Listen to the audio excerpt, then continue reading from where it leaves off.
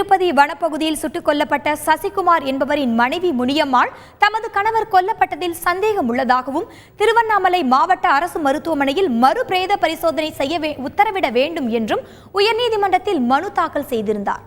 வழக்கை விசாரித்த நீதிபதி சத்யநாராயணன் உடலை மறு பிரேத பரிசோதனை நடத்துவது தொடர்பாக அரசு முடிவெடுக்கலாம் என தெரிவித்தார்.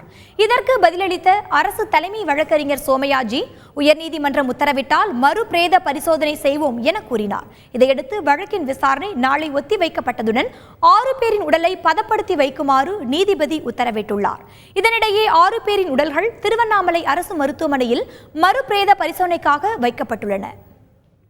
வேறொரு மாநிலத்தில் நடைபெற்ற ஒரு சம்பவம் தொடர்பாக மற்றொரு மாநிலத்தில் பிரேத பரிசோதனை செய்ய முடியுமா, அதற்கு சட்டத்தில் வழிமுறை இருக்கிறதா என்பது குறித்து ஆராய வேண்டும் என்று வழக்கினுடைய விசாரணையை நாளை ஒத்திவைத்து அதற்குள்ளாக அந்த 6 உடல்களையும் திருவண்ணாமலை அரசு பொது மருத்துவமனையில் பாதுகாத்து வைத்திருக்க வேண்டும் என்று தமிழக அரசிற்கும் காவல்துறைக்கும் இன்றைக்கு நீதிமன்றம் உத்தரவிட்டிருக்கிறது.